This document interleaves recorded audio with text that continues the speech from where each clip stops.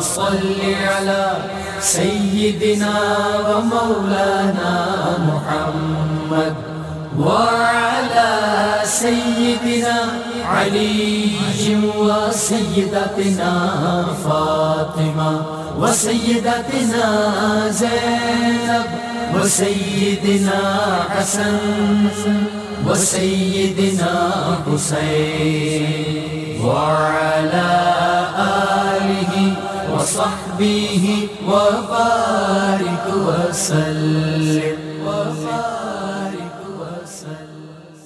اللهم صل على سيدنا ومولانا محمد صاحب التاج والمعراج والبراق والعلم دافع البلاء والوباء والقحط والمرض والألم اسمه مكتوب مرفوع مشفوع منقوش في اللوح والقلم سيد العرب والعجم اسمه مقدس معطر مطهر منور في البيت والحرم شمس الضحى بدر الدجى صدر العلا نور الهدى كهف الورى مصباح الظلم جميل الشيم شفيع الأمم صاحب الجود والكرم والله عاصمه وجبريل خادمه والبراق مركبه والمعراج سفره وفوق سدرة المنتهى مقامه وقاب قوسين مطلوبه والمطلوب مقصوده والمقصود موجود سيد المرسلين خاتم النبيين شفيع المذنبين أنيس الغريبين رحمة للعالمين راحة العاشقين مراد المشتاقين شمس العارفين سراج السالكين مصباح المقربين محب الفقراء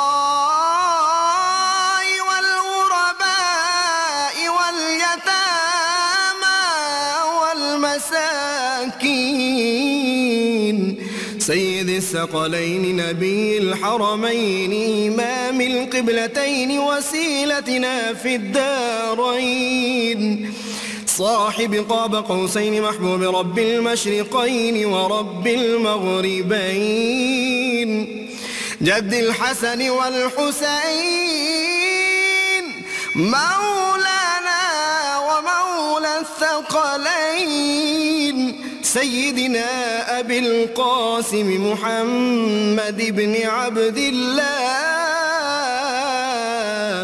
نور من نور الله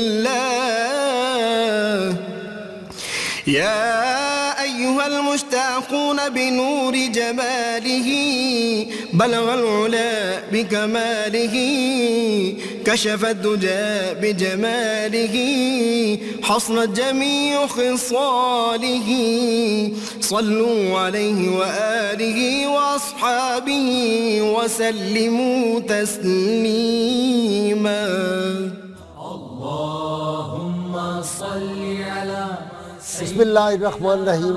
السلام علیکم ناظرین، پروگرام صبح نور کے ساتھ آپ کا میزبان نذیر احمد غازی حاضر ہے۔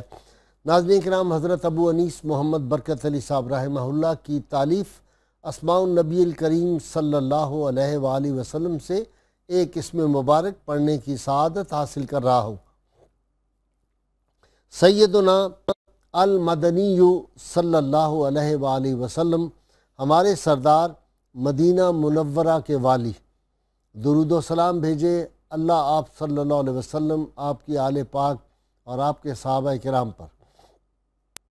ام المومنین سیدہ عائشہ صدیقہ رضی اللہ تعالی عنہا سے روایت ہے کہ جب رسول اللہ صلی اللہ علیہ وآلہ وسلم ہجرت کے بعد مدینہ منورہ تشریف لائے تو جناب صدیق اکبر رضی اللہ تعالی عنہ اور حضرت بلال حبشی رضی اللہ تعالیٰ عنہ کو بخار ہو گیا۔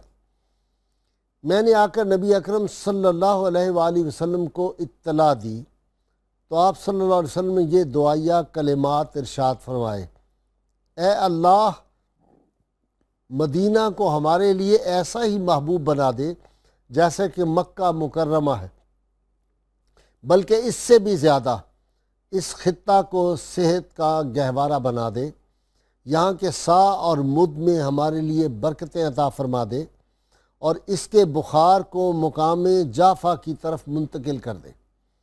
حضرت صائب انصاری رضی اللہ تعالی عنہ سے مروی ہے کہ رسول اللہ صلی اللہ علیہ وسلم نے فرمایا، جو شخص اہل مدینہ کو خوف زدہ کرے گا اس پر اللہ تعالی، فرشتوں اور تمام انسانوں کی لعنت ہے، اور ایسا کرنے والا شخص نہ اس کی نفلی عبادت قبول ہوگی اور نہ ہی اس کی فرض عبادت قبول ہوگی۔ ناظرین کرام، آج ایک ایسی ہستی پاک کا ذکر ہے۔ اہل بیت اطہار میں سے یہ ہستی وہ تھی کہ جب مدینہ منورہ میں یہ باہر نکلتے تو مدینہ کی عورتیں، بچے، جوان، بوڑھے اپنے مکانوں کی چھتوں پہ چڑھ جاتے اور یوں لگتا کہ مدینہ منورہ کی گلیوں میں 14ویں رات کا چاند چل رہا ہے۔ یہ جب سواری پہ چل رہے ہوتے تھے تو لوگ ان کو قمر بنی ہاشم کے نام سے پکارتے تھے، اور یہ ہستی تھی جناب سیدنا قاسم علیہ السلام۔ یہ امام حسن علیہ السلام کے صاحبزادے تھے۔ ناظرین کرام، جمالیاتی ثروتیں اپنی پوری آب و تاب کے ساتھ اور اپنی عظمتوں اور رفتوں کے ساتھ ان کی ذات میں جلوہ گر تھیں۔ امام حسن علیہ السلام کے بارے میں حضرت انس بن مالک فرمایا کرتے تھے کہ حضور سید عالمین صلی اللہ علیہ وسلم کی شبیہ مبارک امام حسن سے بڑھ کر کسی شخصیت میں نے نہیں دیکھی۔ ان کا چہرہ بالکل رسول اللہ صلی اللہ علیہ وسلم کے مشابہ تھا، اور سیدنا صدیق اکبر رضی اللہ تعالیٰ عنہ بھی اسی طرح کے خیالات کا اظہار فرمایا جب بچپن میں امام حسن کو کھیلتے ہوئے دیکھا تھا، اور امام حسن کے حسن کا پرتو جو ہے وہ جناب قاسم رضی اللہ تعالیٰ عنہ میں نظر آتا تھا۔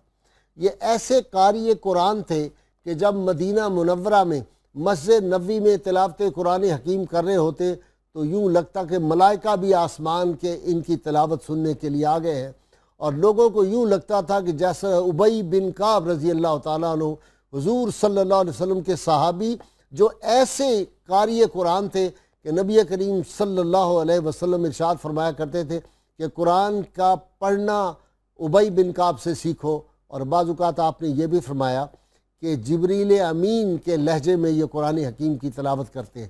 ناظرین کرام، حضرت قاسم ایسے قاری قرآن تھے، اور ناظرین کرام فصاحت و بلاغت تو ان کے گھر کا ایک شیوا تھا۔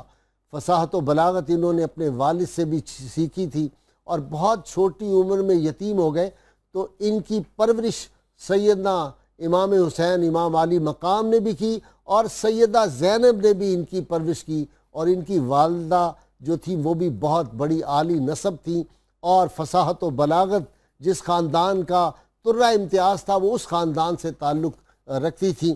ناظرین کرام، آج ہم شہزادہ قاسم علیہ السلام کے حوالے سے گفتگو کریں گے۔ ان کے فضائل اور میدان کربلا میں جس شجاعت بہادری کا انہوں نے ثبوت دیا، اور جب اپنے والد امام حسن علیہ السلام کا لباس پہن کر نکلے، اور انہی کا کلاه مبارک جب پہن کر نکلے، اور اپنے والد کی تلوار جب ہاتھ میں لی تو ایسے لگتا تھا کہ امام حسن علیہ السلام آج میدان کربلا میں آ گئے۔ یہ ہم آج ان کی عظمت، رفت، ان کے فضائل، ان کی شہادت، ان کی شجاعت، جرأت، دلیری، یہ سارے موضوعات پر گفتگو کرنے کے لیے ملک کے دو عظیم اسکالر میں کہوں گا، میں نے آج ان کو اپنے اسٹوڈیو میں دعوت دی ہے۔ آپ دونوں سے اب واقف ہو چکے ہیں۔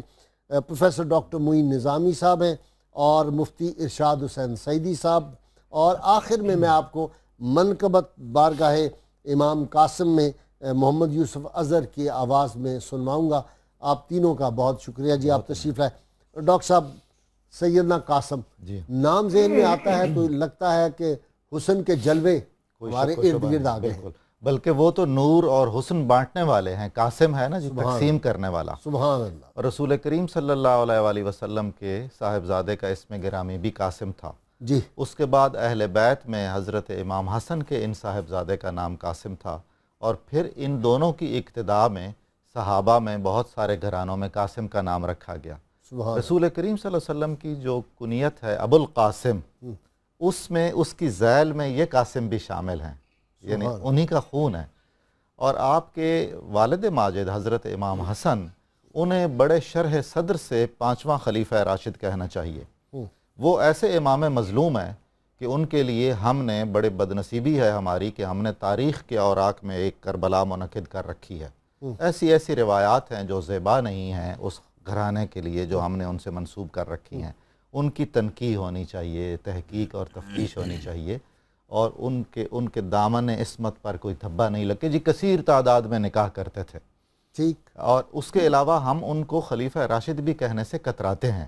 ان کا یہ نور نظر ڈاکٹر صاحب اصل تو یہ تھا کہ لوگ نسبت رسول صلی اللہ علیہ وسلم چاہتے جی بے شک و شبہ، بے شک و شبہ۔ اور وہ پتہ نہیں کتنی منتیں اور خوشامدیں کرتے تھے، اور پھر یہ وہ گھرانہ جیسے آپ نے ان کے بارے میں کہا یہ تو قاسم گھرانہ جی ہے، ایسا ہی ہے، بالکل وہ انکار نہیں کرتے تھے۔ جی ایسا ہی ہے۔ اس کے باوجود یعنی یہ تاثر امام حسین علیہ السلام کا نسب بھی تو وہی تھا سارا، ان کے بارے میں ایسا نہیں ہے، لیکن ایگزیجریشن بہت جی ایگزیجریشن بہت ہے۔ یہ عمومی ایک مزاج ہے اور ہر طرح کا فریق اس میں شامل ہے۔ جی بالکل۔ تو حضرت قاسم بہت ہی کم عمر میں اپنے والد کے سایہ محبت اور شفقت سے محروم ہو گئے تھے، اور حضرت امام حسین کے آغوش محبت میں پلے بڑھے، اور آپ کو اپنی اولاد سے بلکہ اس سے بھی بڑھ کے محبت تھی حضرت قاسم سے۔ ہاں جی ہاں، سینے پہ لٹا کے لٹاتے سوتے تھے۔ اللہ کمال ہے۔ غازی صاحب بوسہ رسول کی بھی ایک روایت چلتی ہے، حضرت امام حسن اور حضرت امام حسین کو براہ راست یہ شرف حاصل ہے کہ رسول اللہ صلی اللہ علیہ وسلم نے کثرت سے ان کے بوسے لیے ہیں۔ سبحان اللہ۔ ان بوسوں نے آگے جہاں جہاں فیض پہنچایا ہے ان میں حضرت قاسم سر فہرست لوگوں میں سے ہیں۔ سبحان یعنی اپنے باپ نے بھی ان کو کثرت سے بوسے دیے ہیں، اور امام حسین علیہ السلام نے بھی انہیں چوما ہے، اور میدان کربلا میں تو اتنی بار چوما ہے کہ سارے مورخ حیران اور ششدر ہیں کہ اتنی غیر معمولی والہانہ انداز میں آپ کے جسم مبارک کو، روح انور کو چوما ہے، اس حسن کو چوما ہے جو رسول کریم صلی اللہ علیہ وسلم کی یاد تازہ کرتا میدان تھا۔ کربلا میں بھیجتے ہوئے آپ نے ارشاد فرمایا کہ تمہیں میں دیکھتا تھا تو میرے دل کو تسکین ہوتی تھی، اپنے بھائی کی یاد بالکل آتی تھی، ایسا۔ اب تمہیں بھی مجھے بھیجنا پڑے گا۔ جی ہاں، اور حضرت علی کی اولاد پاک میں سے جو بہت نامور لوگ تھے اپنے اپنے فن میں اور اپنے اپنے تمام روحانی کمالات میں، وہ سارے ذائقے اور وہ سارے رنگ منتقل ہوئے تھے حضرت قاسم کو۔ جی مثلا جو فنون حرب و ضرب تھے وہ حضرت عباس علمدار نے، جو چچا تھے، انہوں نے سکھائے تھے، اور قرآن کریم سے جو شغف تھا اور جو لحن داؤدی عطا فرمایا تھا اللہ تعالیٰ نے، آپ نے اس کا ذکر کیا۔ اچھا مفتی صاحب، فقہی علوم میں بھی ان کو بہت دسترس حاصل تھی، جی ہاں، اور ان کو فقیہ اہل بیت بھی کہا جاتا تھا۔ جی ہاں، دیکھیے ڈاکٹر صاحب نے بڑا بہترین خلاصہ کیا ہے، اور آپ نے بھی جو انٹرو کے اندر بہت خوبصورت انداز میں ان کے جامع شخصیت کا احاطہ کیا ہے۔ دیکھیے میں اپنی بات کا آغاز یہاں سے کرتا ہوں کہ تاجدار کائنات صلی اللہ علیہ وسلم جب مباہلے کے لیے نکلے تو آیت مبارکہ پر اگر ہم غور کریں جی تو آقا علیہ السلام نے سیدہ کائنات کو ساتھ لیا، حضرت مولا کائنات علی المرتضیٰ رضی اللہ تعالیٰ عنہ کو ساتھ لیا، حضرت امام حسن رضی اللہ تعالیٰ عنہ علیہ السلام ان کو ساتھ لیا، اور جن کو آپ اٹھا کر لے گئے، امام حسین دونوں کو، جن کو آپ اٹھا کر لے گئے وہ امام حسین رضی اللہ تعالیٰ عنہ، اچھا یعنی گود میں اٹھا مباہلہ کے لے کے گئے، اندر ٹھیک ہے۔ مباہلہ کے اندر یہ جو پنجتن ہستیاں شریک ہوئیں تو ان کے اندر باقی سارے اپنے قدموں پر چل کے جانے والے تھے، اور امام حسین رضی اللہ تعالیٰ عنہ وہ تھے جو چونکہ چھوٹے تھے تو آقا علیہ السلام انہیں اٹھا کے لے گئے۔ اب ان کے لیے قرآن مجید نے جو لفظ استعمال کیا وہاں نواسے کا نہیں ہے، وہاں قرآن مجید نے لفظ استعمال کیا ابناءنا و ابناءکم۔ واہ سبحان اللہ، واہ مفتی صاحب کمال کیا آپ، اہل کتاب سے یہ کہا گیا کہ میں اپنے بیٹوں کو لے کر آتا ہوں اور تم اپنے بیٹوں کو لے کر آؤ۔ تو قرآن مجید نے اس آیت مبارکہ کے اندر مہر تصدیق ثبت فرما دی کہ حسن اور حسین رضی اللہ تعالیٰ عنہما و علیہم السلام وہ محض نواسے نہیں، وہ آقا علیہ الصلوۃ والسلام کے بیٹے ہیں، کیونکہ انہی سے آگے نسل چلی، انہی سے آگے نسل چلی، اور وہ آقا علیہ السلام کے نسب کے وارث ہوئے اور آقا علیہ السلام کے نسب مبارک کے امین ہوئے۔ اب جو ہستیاں آقا ایسے امین ہوئے ایسی وراثت سنبھالی ہے، اور جنہوں نے وہ امانت کا حق ادا کر دیا اور اس وراثت کو لیا اور اس وراثت کو پھر نقطۂ کمال تک پہنچا دی، واہ واہ، اور پھر اسی گود کے اندر پرورش پاتے ہیں حضرت قاسم رضی اللہ تعالیٰ عنہ وعلیہ السلام، اور ان دونوں گودوں کے اندر پرورش ہوتی ہے۔ حضرت امام حسن رضی اللہ تعالیٰ عنہ، ان کا جہاں نسبی فیض آپ کو ملا، وہاں تربیت بھی ملی، وہاں شفقت بھی ملی، وہاں روحانی فیوزات بھی ملے اور باطنی اسرار و معارف بھی ملے، وہ تو ایک نگاہ سے حاصل ہو جانے والی چیزیں تھیں۔ سبحان اللہ۔ پھر جب ان کا وصال ہو جاتا ہے تو پھر آپ کی پرورش حضرت امام علی مقام رضی اللہ تعالیٰ عنہ خود فرماتے ہیں، پھر محبتوں کا عالم کیا تھا، پھر شفقتوں کا عالم کیا تھا، پھر یہ اہل بیت اطہار ہو جو طہارت کا پیکر ہیں، جو علم کا پیکر ہیں، جو معرفت کا پیکر ہیں۔ سیدہ زینب نے گود کھلایا ہو جس بچے کو، ڈاکٹر صاحب دیکھیں نا، یہ فیضان اور یہ اس خون میں کیسی برکتیں ہیں کہ عاشورہ کے روز دودھ نہیں پی رہے۔ جی بالکل۔ والدہ نے امام حسن سے گزارش کی کہ یہ آج بچہ دودھ نہیں پی رہا، انہوں نے کہا آج یوم عاشورہ، آج یہ دودھ نہیں پیے گا، کل پی لے گا۔ بالکل ایسا، یعنی وہ پیاس جو کئی برس بعد دیکھنی تھی اہل بیت کے گھرانے نے، وہ حضرت امام نے مدینہ منورہ میں دیکھ لی تھی کئی برس پہلے۔ اور اس میں بھی کمال یہ ہے کہ حضرت امام حسن علیہ السلام نے ایک وصیت نامہ لکھ کر بھی دیا تھا جو انہوں نے زندگی بھر اپنے ساتھ رکھا، اور عین میدان کربلا، کھولا وہاں تھا، کھولا میدان کربلا میں تھا۔ نصیحت بھی یہی تھی، نصیحت بھی یہی، وہاں کھولنا۔ جی ہاں، وہ ذرا ڈاکٹر صاحب بات کر دیں، کمال ہے جی، بڑی ایمان افروز۔ جی ہاں، وہ بالکل جب آخری لمحات آ گئے لڑائی میں، اس پر ہم بعد میں بات جانے لگے، تو وہ انہیں یاد آیا، نکالا اور کھولا جو بازو پہ بندھا ہوا تھا، اس میں بالکل یہی لکھا ہوا تھا کہ جب امام حسین آپ کے چچا پر ایک مشکل آزمائش آئے گی اللہ کی طرف سے، اور کوئی بظاہر یار و مددگار نہیں ہوگا، تو تم نے اپنی جان قربان کرنی ہے، اور تمہیں بہت مشکل سے اجازت ملے گی، اور تم نے ہر موزوں طریقے سے اجازت لینی ہے اور آپ پر اپنی جان قربان کرنی ہے۔ یہی نصیحت اور یہی وصیت تھی جو امام حسن نے لکھی ہوئی تھی۔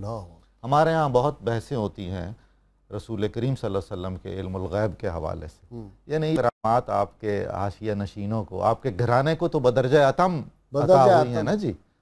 تو یہ تھا جناب، وہ امت کے اولیاء جو تھے وہ لوح محفوظ کو پڑھ لیتے تھے، ہم نے اپنی آنکھوں سے بھی وہ لوگ دیکھے۔ بالکل ایسا، اصل میں جن چیزوں کا مجھے تجربہ نہیں ہے نا، میں ان کا انکار کرنے میں آسانی محسوس کرتا ہوں۔ ڈاکٹر صاحب یہ فرض کر لیتا ہوں یہ جو موبائل آ گئے، جی، یہ جو واٹس ایپ آ گیا، یہ جو میسنجر آ گیا، یہ جس طرح کا سسٹم آ گیا، اس کے بعد تو یہ بحثیں بند ہو جانی چاہیے۔ بالکل، یعنی یہ سائنس سے یہ شہادتیں مل رہی ہیں کہ یہ سب کچھ ممکن الوقوع ہے، اور کوئی عجیب نہیں ہے کہ یہ وقوع پذیر ہوتا ہو۔ فزکس میں سب کچھ ہو رہا ہے تو میٹا فزکس تو اس سے بہت آگے کی دنیا ہے۔ ایسا ہی ہے، ابھی تو میٹا فزکس کے دروازے پہ بھی جی ہاں سائنس نہیں پہنچ سکی، اور ٹیکنالوجی نہیں جو پہنچ سکی۔ مدینۃ العلم ہے اور باب مدینۃ العلم ہے، ان کے حوالے سے تو کیسے کہا جا سکتا ہے کہ یہ چیزیں اللہ نے عطا نہیں فرما رکھی وہ تو سب کچھ دیکھ رہے تھے، جی ہاں، ان کے نظر میں سب کچھ جی تھا۔ ہاں، ایسا ہی۔ جی ڈاکٹر صاحب، مفتی صاحب، ہمدردی، انسانی ہمدردی تو تھی اور غریبوں کی مدد اور سخاوت اس گھرانے کی، لیکن چلتے ہوئے مدینہ منورہ میں محمد بن حنفیہ سے کہتے ہیں کہ چچا جان میں نے کچھ پرندے پالے ہوئے ہیں تو ان کے پانی اور دانے کا بھی خیال رکھنا۔ سبحان اللہ، کیا بات ہے۔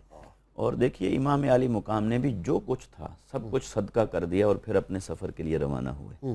اور اگر میں اس بات کو لوں جو ڈاکٹر صاحب نے بیان فرمائی، دیکھیے امام علی مقام رضی اللہ تعالیٰ عنہ علیہ السلام، آپ کی جو شہادت کا واقعہ ہے، ہمارا ماننا تو یہ ہے، جیسا کہ ہمیں دلائل بھی ملتے ہیں، کہ یہ اس لمحے کا سودا ہے جس لمحے حضرت اسماعیل علیہ السلام کی گردن مبارک پر حضرت ابراہیم علیہ السلام چھری چلا رہے تھے۔ یہ اسی لمحے کا معاملہ ہے روحانی اعتبار سے، لیکن ظاہری اعتبار سے تو آقا علیہ السلام نے اس سارے سانحہ اور واقعہ کی خبر اور اطلاع جو روایت اور حدیث میں آ گئی، وہ تو امام علی مقام کی ولادت سے پہلے عطا فرما دی تھی۔ بے شک، اگر درجنوں حدیث ہے۔ اور یہ کہ اس امتیاز کو اگر ہم دیکھیں کہ کائنات میں جتنے بھی شہید ہیں، ہر شہید کے شہید ہو جانے کی خبر اس کے شہید ہو جانے کے بعد عطا ہوتی ہے۔ یہاں اور وہ خبر بھی ظنی ہوتی ہے. اور اگر چند ان شہداء کی بات کریں جن کی آقا علیہ السلام نے بشارت دی تو کہا جا سکتا ہے کہ جیسے حضرت عمر بن خطاب رضی اللہ تعالیٰ عنہ، جیسے حضرت عثمان بن عفان کی شہادت کی خبر آقا علیہ السلام نے ان کی شہادت سے پہلے دی، جیسے آپ احد پہاڑ پر تشریف فرما تھے اور فرمایا. مگر امام عالی مقام کو پھر اس سے ایک آگے کا امتیاز حاصل ہے، وہ یہ کہ آپ کی شہادت کی خبر محض شہادت سے پہلے نہیں بلکہ آپ کی ولادت سے بھی پہلے ہے اور وقت ولادت سے بھی. تو وہ سارے اہل بیت اطہار کے افراد کربلا کے منظر کو اپنی آنکھوں سے تصوراتی طور پر دیکھا کرتے تھے اور وہ آگاہ تھے. اور یہ جس وصیت کا ذکر بھی آیا ہے، سیدنا ام سلمہ رضی اللہ تعالیٰ عنہ والی جو حدیث پاک ہے، بالکل، سیدہ عائشہ صدیقہ رضی اللہ تعالیٰ عنہ راوی، حضرت ام فضل رضی اللہ تعالیٰ عنہ، حضرت ابو ہریرہ رضی اللہ تعالیٰ عنہ راوی، حضرت جابر رضی اللہ تعالیٰ عنہ، مطلب اتنا تواتر سے صحابہ کرام نے اس کو روایت کیا ہے، اس میں تو کوئی شک اور والی حضرت گنجائش عبداللہ نہیں. بن عباس فرماتے ہیں کہ ہم اہل بیت اطہار میں سے کوئی فرد بھی اس شے سے بے خبر نہیں تھا کہ امام حسین رضی اللہ تعالیٰ عنہ علیہ السلام کی شہادت کربلا میں ہوگی اور یہ کن کے ہاتھوں ہوگی اور قاتل کون ہوں گے اور منظر کیا ہوگا. اور آپ دیکھیں امام عالی مقام کے سفر میں بھی آپ نے مکہ سے چلنے کے بعد بھی جب آپ کو پیغام پہنچا کہ وہاں تو حضرت مسلم بن عقیل کے ساتھ یہ ہو گیا ہے تو آپ واپس آئیے، تو آپ نے فرمایا میں نے خواب دیکھا ہے، آقا علیہ السلام نے مجھے خواب کے اندر کچھ ایسا فرما دیا ہے جو اب میں بتاؤں گا نہیں لیکن میں اپنے سفر کو جاری رکھوں گا. ڈاکٹر صاحب، تربیت سیدنا عباس علمدار نے کی، جی ہاں، اور سیدنا عباس علمدار کے بارے میں کہا جاتا ہے کہ عرب میں ان سے زیادہ حرب و ضرب کا کوئی ماہر نہیں تھا. کوئی شک نہیں. تلوار، تیر، نیزہ، جو بھی اس وقت کے ہتھیار تھے بالکل. ان میں ان کا کمال تھا. بجلی کی سی چمک اور تیزی اور بہادری تھی.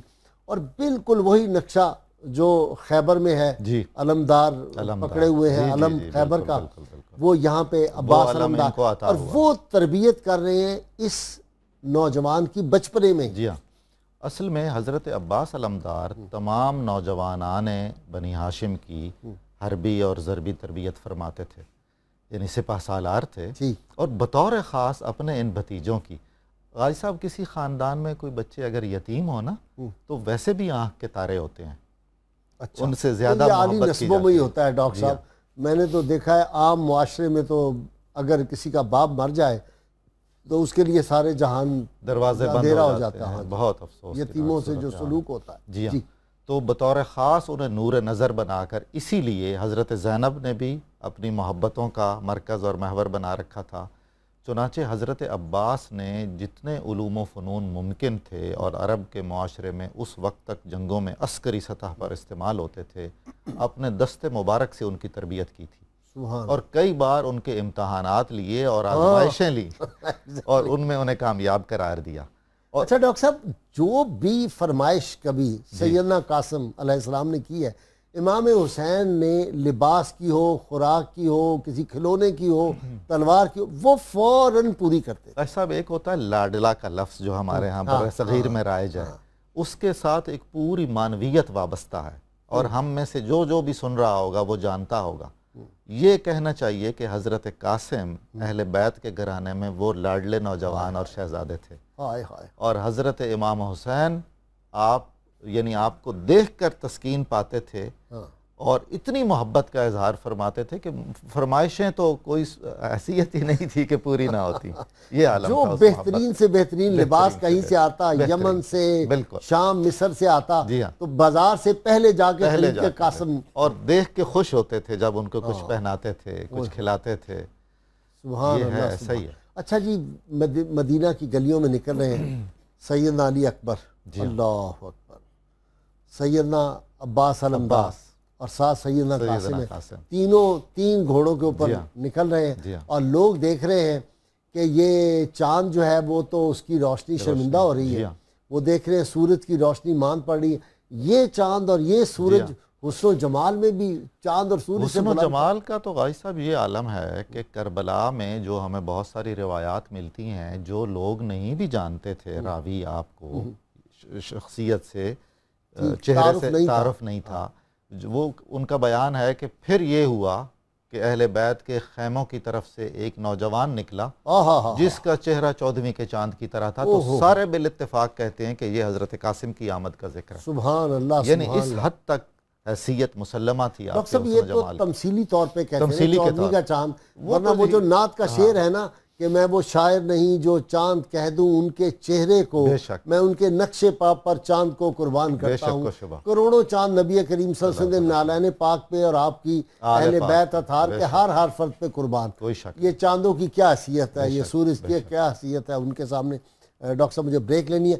ناظرین کرام، مختصر سی بریک اور ذکر ہے 14ویں کا چاند، اہل بیت اطہار کا چاند، قمر بنی ہاشم کا۔ ہمارے ساتھ رہیے، یہ ذکر عبادت سعادتوں کا منبع ہے۔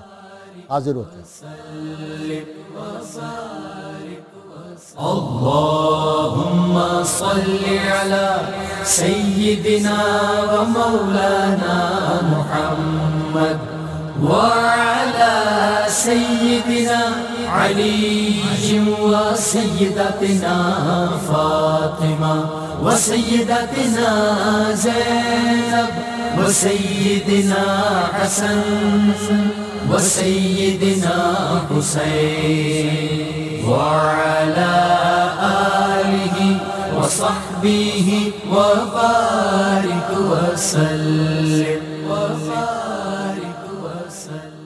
اللهم صل على سيدنا ومولانا محمد وعلى سيدنا علي وسيدتنا فاطمة وسيدتنا زينب وسيدنا حسن وسيدنا حسين وعلى آله وصحبه وبارك وسلم وعلى سيدنا۔ ویلکم بیک ناظرین کرام۔ ناظرین کرام، ہمیں معلوم ہونا چاہیے کہ سیدنا قاسم علیہ السلام کے ساتھ ان کے دیگر 5 بھائی امام حسن کے اولاد جو تھے وہ امام حسین پہ قربان ہو گئے، اور دین اسلام کی خاطر انہوں نے اس طرح قربانی دی ہے کہ امام حسین علیہ السلام نے دل پہ جس طرح کہتے ہیں نا پتھر رکھ کے جب اجازت دی حضرت سیدنا قاسم کو میدان میں جانے کی، تو انہوں نے پوچھا کہ موت کے بارے میں تمہارا کیا خیال ہے؟ تو امام قاسم نوجوان ہے اور جواب یہ دیتے ہیں کہ شہد سے زیادہ شیریں ہے ہمارے لیے شہادت، شہادت سے کوئی ڈرنے والی بات ان کے قریب سے بھی کبھی خوف نہیں گزرا۔ ناظرین کا جی مفتی صاحب، شجاعت، اللہ اکبر۔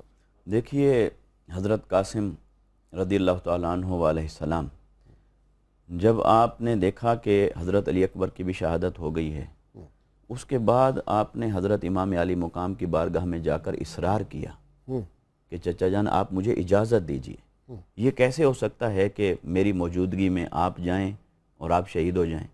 تو آپ نے بہت اصرار کیا اور منت سماجت کی، اور حضرت امام علی مقام رضی اللہ تعالیٰ عنہ نے فرمایا کہ اے بیٹا قاسم، میں نے آپ کو جس طرح سے پالا ہے، میں نے آپ کو اپنے بیٹوں سے زیادہ محبت اور شفقت کے ساتھ پالا ہے، اور تم میرے بیٹے حضرت امام حسن کی یادگار اور نشانی ہو، میں یہ کیسے گوارا کروں کہ آپ کو اپنے ہاتھوں سے سوار کر کے بھیجوں اور پھر آپ کی لاش مبارک کو مجھے اٹھا کر لانا ہو؟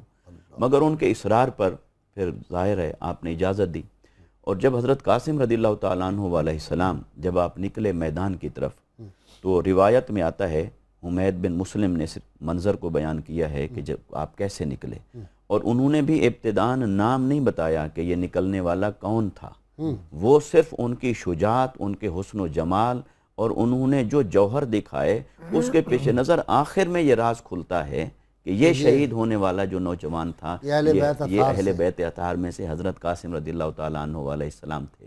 تو جب آپ نکلتے ہیں تو آپ کے بارے میں آتا ہے کہ آپ نے ایک بہت خوبصورت کرتا مبارک پہن رکھا تھا، پاجامہ مبارک پہنا ہوا تھا، لیکن آپ کے قدمین شریفین میں جو جوتے مبارک تھے ان میں سے بائیں پاؤں کا جو جوتا مبارک تھا اس کا تسمہ ٹوٹا ہوا تھا۔ یعنی یہ عالم ہے ظاہری بے سر و سامانی کا کہ آپ کے پاس آلات حرب یا باقی ساز و سامان نے تو کیا پورا ہونا تھا کہ آپ کے تن کے کپڑوں مفتی کا صاحب بھی وہ لڑنے یہ کے عالم لیے تو ہے۔ گئے ہی نہیں تھے نا، مدینہ منورہ سے جو روانگی ہے وہ تو لڑنے کے لیے اور پھر ڈاکٹر صاحب شجاعت بہادری وہاں پہ جاتے ہیں اور سب سے بڑا پہلوان آتا ہے مقابلے میں. صاحب اس سے پہلے مجھے ایک بات بہت ضرور عرض کرنی ہے. رجز کی جو روایت ہے کہ میدان جنگ میں اترنے والا اپنا تعارف کرواتا ہے. ہاں یہ بڑی ضروری بات. خاندان اہل بیت نے جو جس انداز میں جس مارکے میں اپنا تعارف کروایا ہے غیر معمولی ہے. سبحان اللہ. اس میں ایک تو اتمام حجت کا پہلو ہے. ویسے تعارف بھی تو ایسا ہے دنیا میں اور کسی کا ہو نہیں سکتا. یعنی وہ تعارف نسب کروانے والے کو تو جو فضیلت اور ثواب حاصل ہوگا وہ تعارف سننے والے کے لیے بھی ثواب ہے. ذکر صالحین ہے, ذکر رسول کا ذیل میں آتا ہے. تو آپ نے حسب معمول اپنے خاندان کی روایت کے مطابق رسم عرب کے مطابق بتایا کہ جو مجھے نہیں بھی جانتے ہیں وہ جان لیں کہ میں قاسم ہوں, امام حسن کا بیٹا ہوں, امام علی کا پوتا ہوں, میری والدہ یہ ہیں, میری دادی یہ ہے, میرے محاسن اور فضائل یہ ہیں, اور بھتیجا ہوں امام حسین کا. اللہ اندازہ فرمائیے کہ اتمام حجت ایسا ہوتا. میرے والد وہ تھے جو دوش مصطفیٰ صلی اللہ علیہ وسلم پہ بیٹھے تھے, اور وہ تھے جنہیں رسول اللہ صلی اللہ علیہ وسلم نے چوما تھا, اور جن کو جنت کے سردار کہا تھا. یہ تکمیل ہو گئی اب اس تعارف کی. جی. اس کے بعد جو ہمیں سب سے اہم بات میدان کربلا میں دکھائی دیتی ہے کہ وہ لوگوں نے دیکھا, مخالفین نے, تو ایک مذاق سمجھا کہ بالکل ایک نوجوان سا بچہ سا آیا ہے اور اس نے کیا لڑائی کرنی ہے. تو ایک شام کے علاقے کا نامی گرامی پہلوان تھا, ازرق اس کا نام تھا. اس کے 4 بیٹے بھی تھے میدان میں موجود. اس کی دھاک بڑی تھی بہت کی, تو دھاک بیٹھی ہوئی تھی. کہتے تھے کہ جس میدان میں چلا جائے بالکل فتح اس کے قدم چومتی ہے. جی. اپنے زمانے کا مرحب تھا. تاریخ نے اپنے آپ کو دہرا دیا. بالکل دہرا دیا. 4 بیٹے تھے اور چاروں کو 100 سواروں کا سالار بنایا گیا ہوا تھا, اور وہ اپنے سواروں کے ساتھ موجود تھے. سب سے چھوٹے بیٹے کو اس نے بھیجا کہ اس نوجوان سے آپ نے بڑھ لیجئے. اس کا کام تمام ہوا, یکے بعد دیگرے 4 بیٹے مارے گئے. اور یہ بالکل یقین نہیں آ رہا تھا, آ کے بڑی بے یقینی اور حیرت اور استعجاب کے عالم میں وہ خود میدان میں آیا. حضرت امام حسین کو جب پتہ چلا کہ وہ خود ازرق اب حضرت قاسم کے مقابلے میں آیا ہے, تو آپ نے بھی تشویش کا اظہار کیا. یہ تشویش ظاہر ہے. آپ کی تسکین خاطر اور جمعیت باطن میں تو کوئی تشویش نہیں ہو سکتی. چنانچہ وہ بھی اپنے انجام کو پہنچا. یعنی یہ کارنامہ میدان کربلا میں ایک نوجوان کے ہاتھوں بالکل ایسا ہی ہے جیسے ان کے دادا کے ہاتھوں ایسے کئی کارنامے انجام ہوئے تھے. یہ مرحب والی بات آپ نے بڑی بالکل ایسا ہی ہے. بالکل تاریخ نے ایسے دہرا دیا. رعونت میں, تکبر میں, اور شقاوت میں, اور بدنصیبی میں, اور اہل بیت سے دشمنی میں اسی طرح تھا. یہ عالم تھا. اور پھر آپ لڑتے رہے اور پیاس کے مارے. یہ بھی غازی صاحب عجیب ہے. تمام نوجوانان اہل بیت بیچ میں حضرت امام حسین کے پاس پھر حاضر ہوتے ہیں. یہ عجیب ہے. بالکل آخری وقت میں. میں تو یہ سمجھتا ہوں کہ وہ آنکھوں کی پیاس بجھانے جاتے ہیں اور آخری سلام پیش کرنے جاتے ہیں. یعنی 3 دن کے پیاسے ہیں اور پیاس ہی میں پہلے بھی لڑائی کر رہے ہیں. انہیں اس وقت معلوم بھی تو ہے کہ کوئی پانی نہیں ہے, تو کون سا پانی لینے جاتے تھے؟ یہ صحیح, آنکھوں کی پیاس بجھانے جاتے. خوبصورت بات کیا. وہاں جا کے پھر عرض کیا, آپ نے پھر اپنی انگوٹھی مبارک عنایت فرمائی, جو حضرت علی اکبر کو بھی عنایت فرمائی تھی.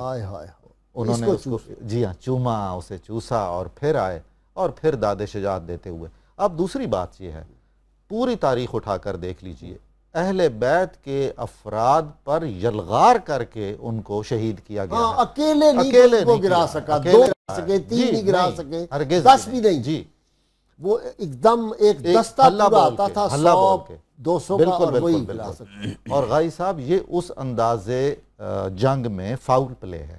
ہاں, فاؤل پلے بالکل صحیح. فاؤل پلے بھی کیا. عرب کا تو تھا ایک سے ایک, اور وہ بھی دھوکے میں مارا, ان کو شہید کیا. لیکن ڈاکٹر صاحب یہ بات ذہن میں رکھے نا, حضرت مسلم بن عقیل کی شہادت ان سے تو بہت پہلے ہو گئی واقعہ کربلا سے. تو وہاں وہ کیا کہتا ہے جس آدمی کو بھیجا ہوا تھا دستے کا سربراہ, وہ کہتا ہے جناب آپ کیسی بات کر رہے ہیں, ہماری لڑائی کسی سبزی فروش سے تو نہیں ہے, ایسا ہی ہے, کسی وہ جو ہوتا ہے کمہار سے تو نہیں ہے. بالکل, یہ لڑائی جو ہے علی کے سید زادے سے ہے.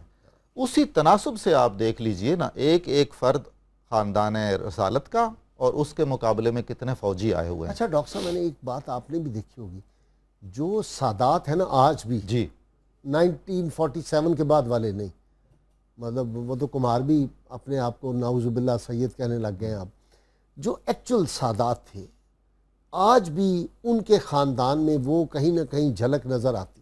کیوں نہیں ہوگی؟ ان کے چہروں سے، ان کے عمل سے، بے شک و شبہ، ان کی زبان کی تاثیر سے. ہم ان کے غلام ہیں بے شک. تو اللہ تعالیٰ نے کتنی کرم نوازیاں ہم پہ کی ہوئی ہیں تو وہ اس خاندان کے یہ بھی تو غازی صاحب جدید سائنس نے اور میڈیکل سائنس نے بطور خاص ثابت کیا ہے کہ ہم انہیریٹنس میں بہت ساری بیماریاں آتی ہیں، بہت ساری خوبیاں اور خامیاں آتی ہیں. یہ تو اسٹیبلشڈ فیکٹس ہیں. جی مقام شہید کیا ہے اور پھر یہ شہادت کیا ہے؟ سبحان اللہ. شہید کے مقام کی تو کیا کہیے. میں اگر یہ جملہ عرض کروں کہ جسے شہادت نصیب ہو جائے اسے اپنی موت پر فخر ہوتا ہے، اپنی موت پر ناز ہوتا ہے.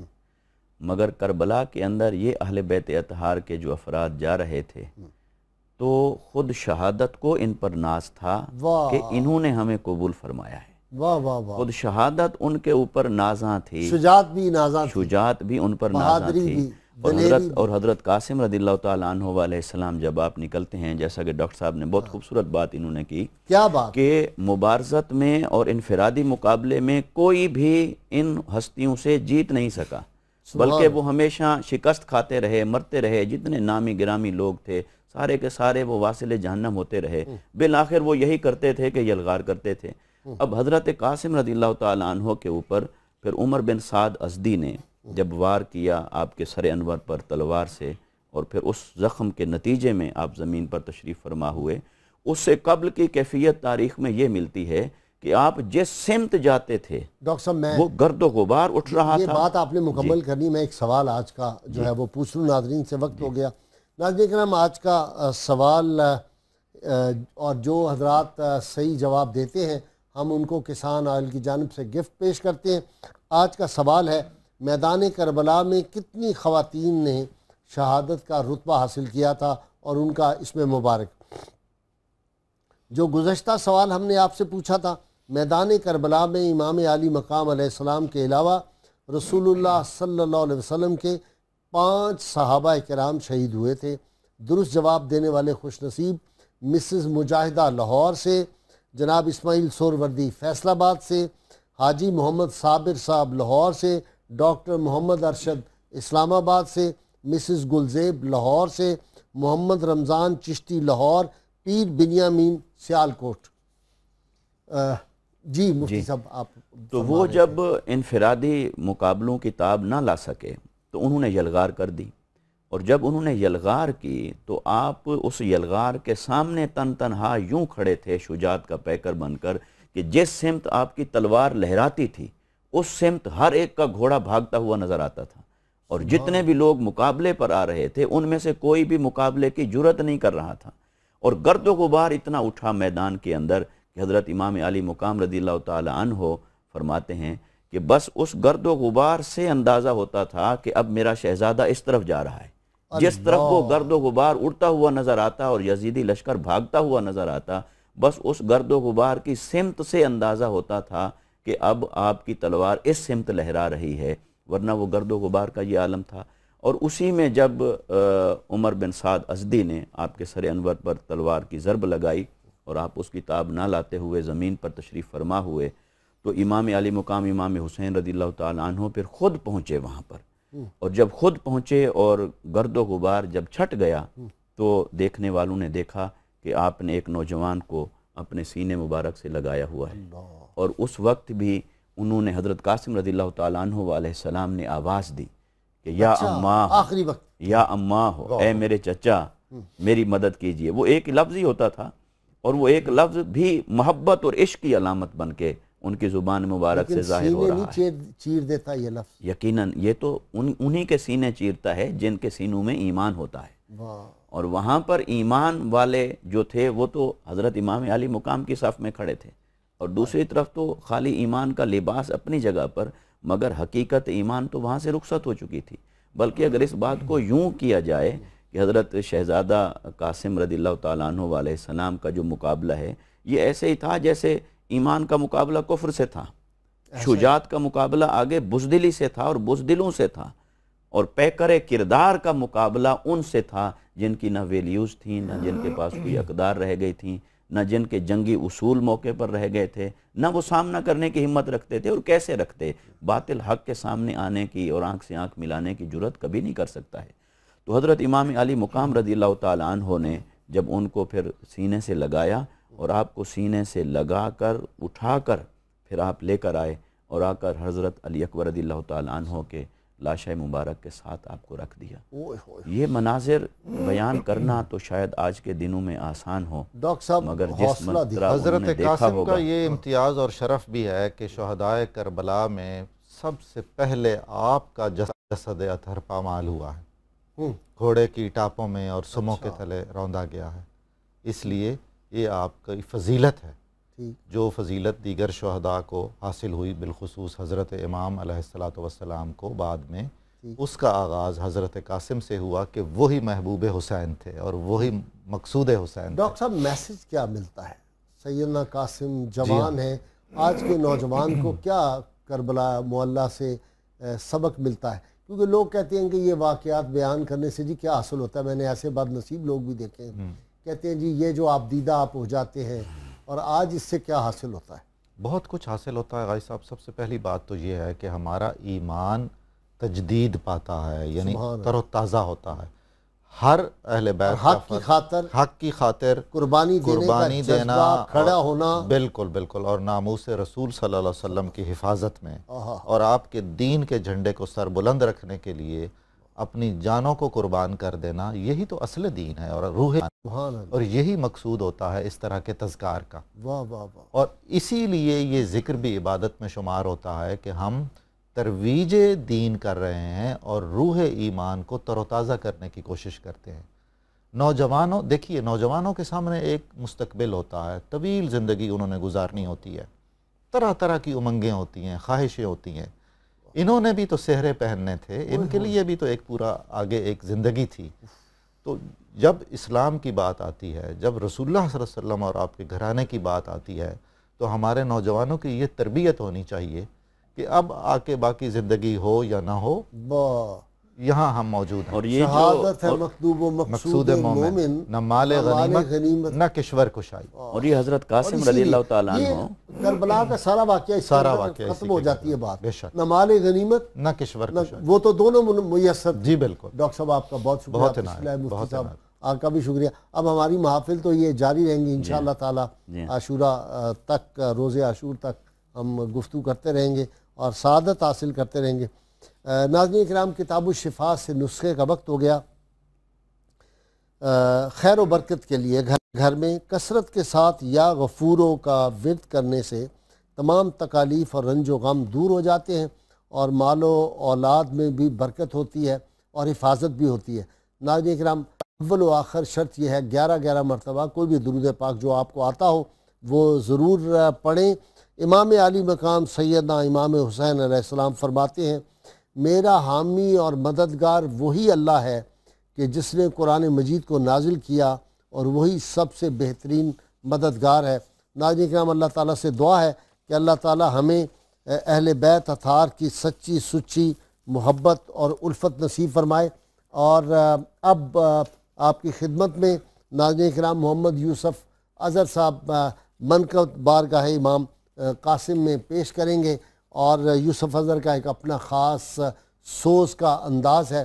ہمارے ساتھ رہیے گا، اور ساتھ ہی میری گزارش یہ ہے، یہ ایام محرم الحرام کا جو پہلا عشرہ ہے، یہ بڑے قبولیت کے ایام ہیں، قبولیت کے لمحے ہیں، ان کو ضائع نہیں کرنا۔ اور پاکستان کے لیے اور ان محافظان پاکستان کے لیے جو ہماری سرحدوں پر اس وقت کھڑے ہیں، ہمارے فوجی بھائی، ان کے لیے، ان کے اہل خانہ کے لیے حفاظت کی دعا کریں، ان کے اللہ تعالیٰ حوصلے بلند رکھیں، اور اللہ تعالیٰ جس طرح اس نے اہل بیت اطہار کے دشمنوں کو اور یزیدی فوج کے ایک ایک آدمی کو تباہ و برباد کیا اور ان کو ایسا عبرتناک انجام تک پہنچایا، اللہ کریم نے پاکستان کے دشمنوں کو بھی اللہ تعالیٰ اسی طرح برباد کرے جیسے اہل بیت اطہار کے دشمنوں کو برباد کیا تھا۔ اللہ کریم آپ کا حامی و ناصر ہو۔ کل تک کے لیے اپنے میزبان نذیر احمد غازی کو اجازت دیتے ہوئے ساتھ یوسف اظہر کی منقبت ضرور سنیے۔ جی یوسف۔ حسن کے لال جناب امیر قاسم کی، حسن کے لال جناب امیر قاسم کی، جہاں میں ملتی نہیں ہے نظیر قاسم کی، جہاں میں ملتی نہیں ہے نظیر قاسم کی۔